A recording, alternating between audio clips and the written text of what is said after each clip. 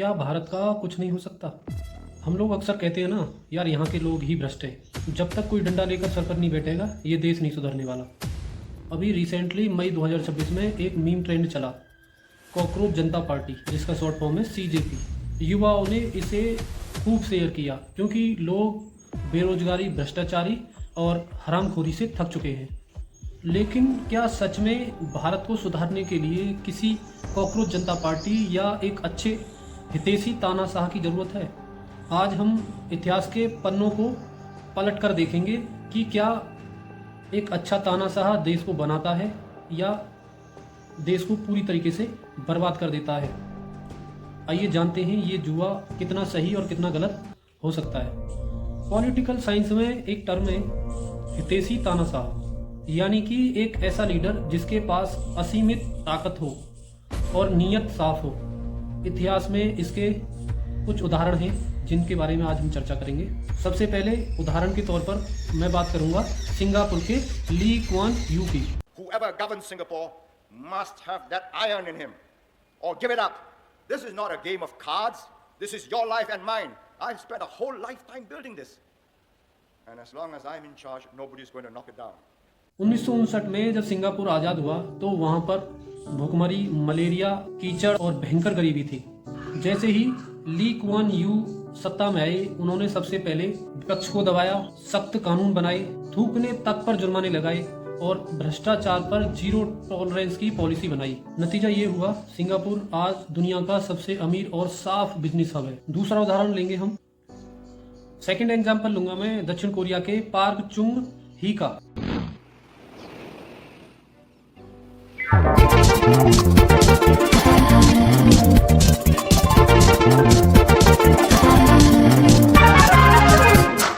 इन्होंने 1961 में सेना के दम पर सत्ता हथियाई और गरीबों के अधिकारों को दबाया।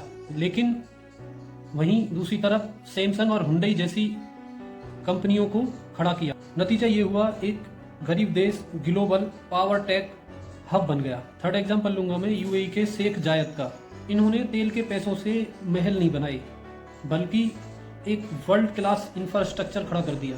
सुनने में अच्छा लगता है ना कि एक सख्त राजा आए और सब ठीक कर दे, लेकिन तानाशाही एक ऐसा जुआ है कि अगर एक गलत या एक भ्रष्ट तानाशाह आया तो सिक्का पलट सकता है। तो उसके बारे में भी हम चर्चा करते हैं। जैसे कि वेनेजुएला के सावेज, एक समय ऐसा था कि यह देश दुनिया में सबसे अमीर देशों में था, लेकिन सावेज ने सत्ता में आते ही सबसे पहले लोकतंत्र खत्म किया, सारी पावर अपने हाथ में ली और गलत आर्थिक फैसले लिए।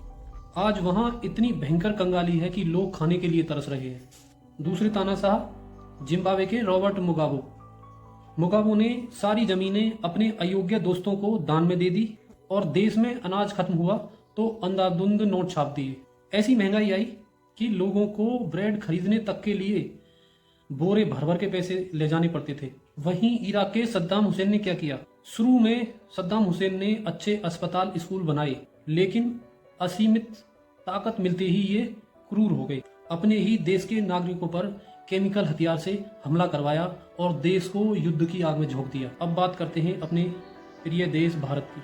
हम अक्सर कहते हैं कि भारतीय लोग भ्रष्ट हैं, लेकिन वहीं हम लोग ट्रैफिक पुलिस को 200 रुपये देकर छूटना चाहते हैं, टैक्स छुपाते हैं। लेकिन सोचिए, क्या 140 करोड़ लोगों से ज़्यादा आबादी वाले देश को एक तानाशाह डंडा लेकर रातों रात बदल सकता है? बिल्कुल नहीं। तानाशाही में सबसे बड़ा रिस्क ये है कि अगला वारिस कौन होगा। मान भी लो कि पहला तानाशाह ली कुआन यू जैसा हुआ, अच्छा हुआ, तो क्या इसकी कोई गारंटी है कि उसके बाद आने वाला तानाशाह रॉबर्ट मुगाबे जैसा नहीं निकलेगा और फिर उसके पश्चात आपके पास उसको बदलने का कोई मौका नहीं होगा? तो निष्कर्ष क्या है? देखिए, डेमोक्रेसी में बदलाव धीमा जरूर होता है, लेकिन जनता के पास पावर होती है कि वो 5 साल बाद अगले चुनाव में अपना नेता बदल सकते हैं, पावर को एक अच्छे आदमी के हाथों में सौंप सकते हैं। और सबसे बड़ी जिम्मेदारी आती है नागरिकों की। जब तक हम जाति, धर्म और भेदभाव से ऊपर उठकर एक अच्छा और स्वच्छ छवि वाला ईमानदार नेता नहीं चुनेंगे, तब तक कोई बाहरी शक्ति देश को साफ नहीं कर सकती है। ये बात मान लो, लिख लो। बदलाव की शुरुआत शॉर्टकट से नहीं होगी, हमारी खुद की जिम्मेदारी से होगी। और हाँ, कॉकरोच जनता पार्टी जैसे दुनिया भर के इंस्टाग्राम, यूट्यूब, फेसबुक पर मीम चल रहे हैं, उससे कुछ नहीं होगा। उससे केवल ये होगा कि जनता को भड़काया जा सकता है। आपको क्या लगता है, क्या भारत को वाकई में एक सख्त लीडर की ज़रूरत है, या हमें अपने लोकतंत्र को ही मजबूत बनाना चाहिए? कमेंट सेक्शन में अपनी राय ज़रूर बताएं, और वीडियो अच्छी लगी हो तो लाइक शेयर करना ना भूलें। वीडियो को अंत तक देखने के लिए धन्यवाद। मिलते हैं नेक्स्ट वीडियो में।